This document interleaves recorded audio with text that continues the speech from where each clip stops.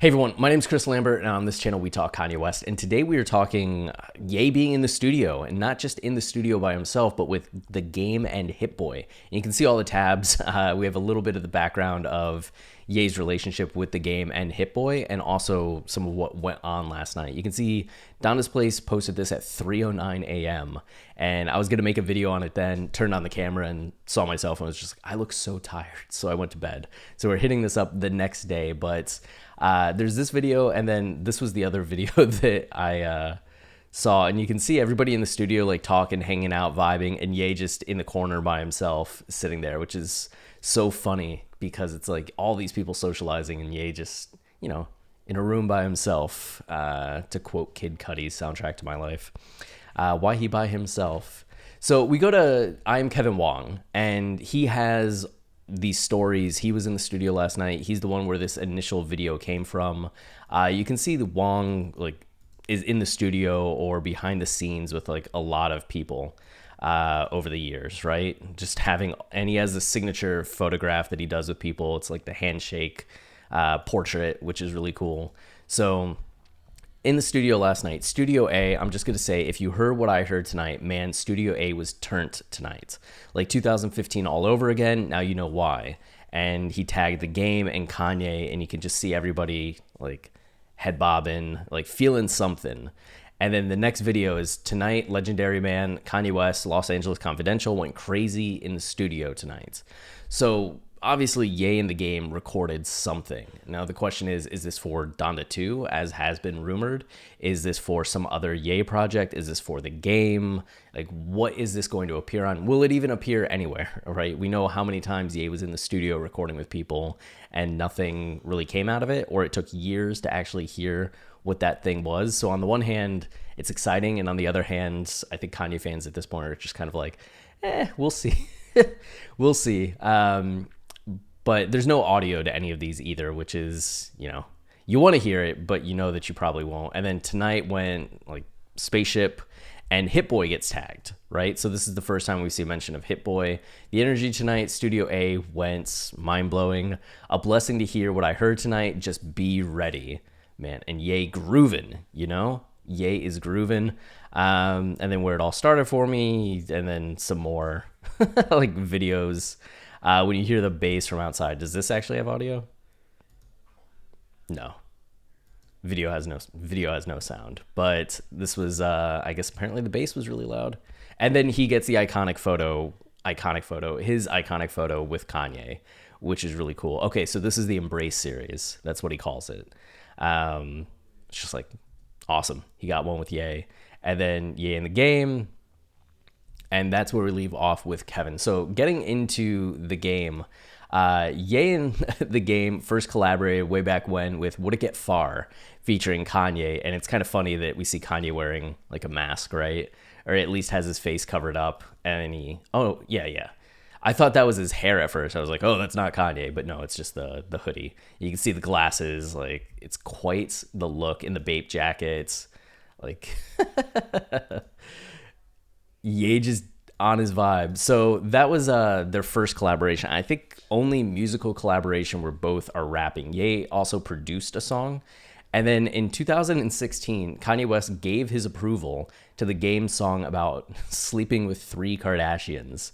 So the Game played this new song called The Sauce, and apparently mentioned the Kardashians. So he actually said that he called Kanye ahead of time and made sure it was okay.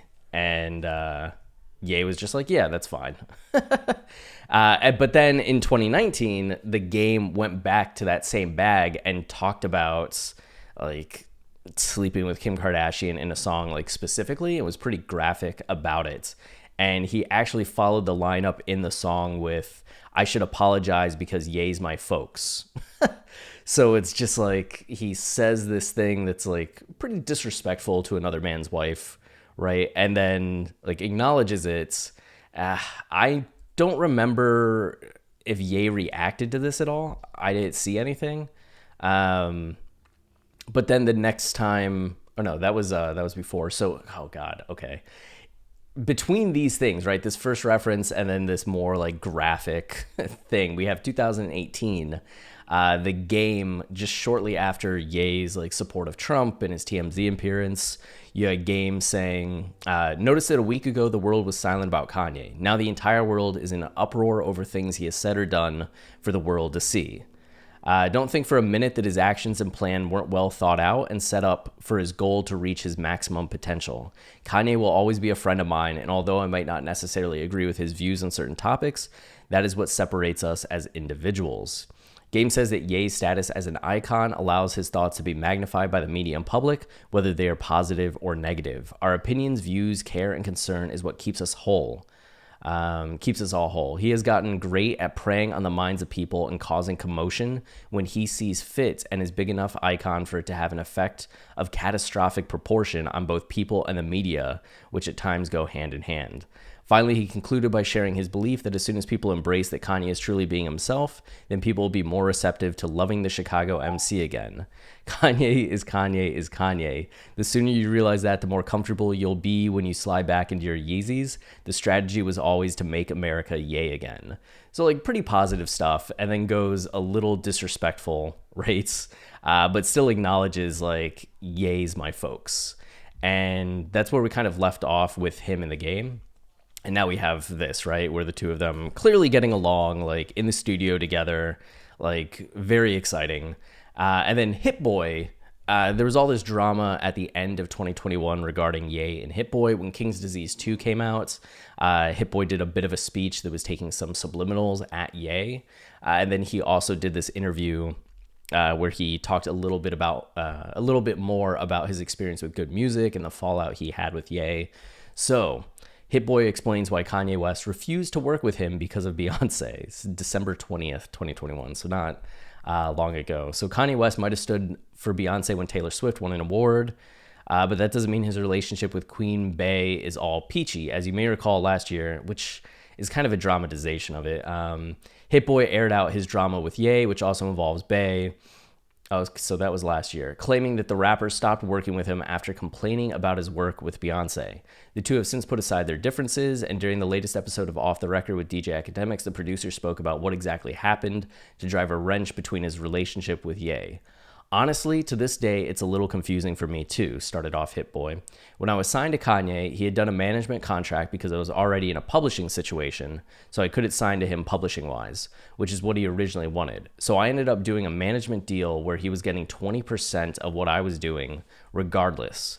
So I was working on A$AP Rocky's album. I had a couple of joints on his debut album. I did shit with Rihanna's Talk That Talk, Justin Bieber and Drake's songs. All of this was during good music. He never ever said anything, and he didn't have a reason to, because he was getting paid off of it, even though he didn't have anything to do with any of it. Hit Boy clarified his final comment by saying that Ye definitely helped to connect him with certain artists, but he was still reaching artists like Rihanna and A$AP without Ye's help. When Ye found out that Hit Boy was working with Beyonce, he allegedly blew his top. Just for him to see that I was working with Bey, I don't know, bro. Whatever the case was, he just hopped into a mode like, oh, you're working with her? I'm not fucking with you type shit. So that was one take on it, right? There was this other article where in 2020, Ye responded first to this claim. Hit Boy, I haven't been a fan of Kanye on a personal human level since he told me face to face he stopped picking my beats because I worked with Beyonce. So that was when he first revealed it. And Ye was like, from Hit Boy, let's go. Like, real excited about the smoke. And then saying, hi guys, trust me, we will not stop. Hit Boy first to stand up. I didn't have a problem with him producing for Beyonce, which I think is him talking about the contract situation. He was tweeting out all of his contract stuff, his complaints with the contract, and then saying like Hit Boy is now standing up and talking about his disappointments with his management, who was at this time Kanye.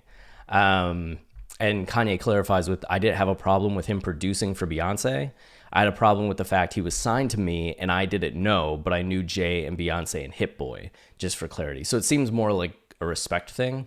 He is friends with Jay and Beyonce and Hit Boy, knows all of them, works with all of them. And here Beyonce is going to work with one of Kanye's artists, but doesn't approach him. And Hit Boy doesn't mention anything about it. So it seems there was just some aspect of respect or perceived secrecy around it that Hit Boy, or that Ye did not like about Hit Boy, which caused him to really like not be on Hit Boy's side for a long time. Apparently, according to Hit Boy, Ye was telling people not to work with Hit Boy in the aftermath of this and everything. So I can see why Hit Boy would have some negative feelings about it, but he was still like praising some of what Ye was doing. He's still been respectful at times. But the speech that he gave after King's Disease 2 actually got Jay-Z's attention as well. So this was the, I guess, one of the most recent things. But during a private after party following the release of King's Disease 2 in August, Hit Boy celebrated a bit too hard before drunkenly getting on the mic to address the crew with him. The super producer seemingly took a few subliminal shots at Kanye West while being proud of the work he and Nas did with their King's Disease 2.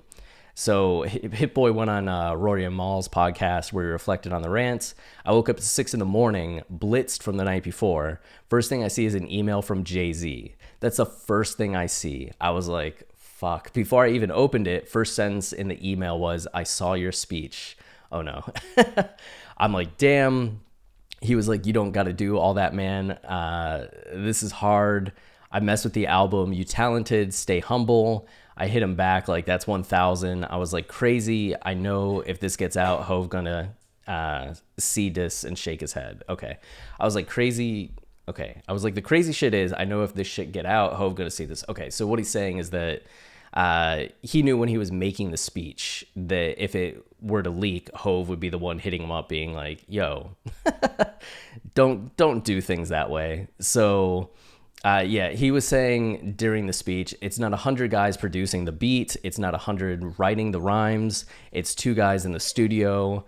Like, it's going down. King's Disease 2, stream that. It's just me and Nas in the studio. So essentially, like, contrasting their process and the success of their process with whatever Ye was doing with bringing everybody into Mercedes-Benz Stadium and all of that stuff, and all the pageantry that was the album creation process, and how many hands or how many cooks Kanye had in the kitchen, which Jay's just like, you don't have to do that. Like, be proud of what you did, but like, don't have to knock somebody else's process, especially when Ye is still like making very great and successful music. So I just kind of interesting to see Jay still being in Big Brother mode, right?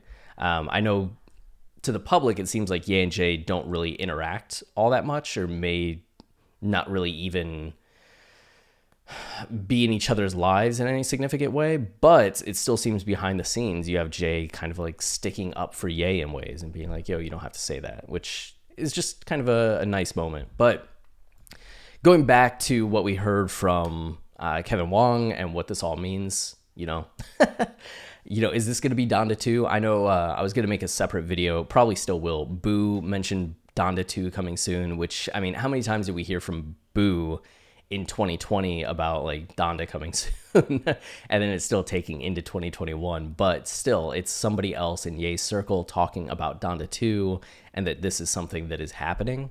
So that's also pretty exciting. And then there was a clip that had audio, which I'm iffy on if I want to play, because it's Kanye like saying some lines. You can find it on Twitter, of course. I think Donda's Place actually has it. It's also on West Sub Ever if you want to like grab it. It's Ye mentions the word Paris, which already has everybody like, oh, what? But he can mention Paris without it being like a Watch the Throne level collab album. But we'll see. Music is in the works, and we're hearing new snippets for the first time. So I don't know. Maybe I will make a video on it. Okay. Anyway, you can see Archer's getting anxious to go for a walk, so I'm going to go do that. But thanks for watching. Until next time, stay wavy and keep it loopy. Cheers.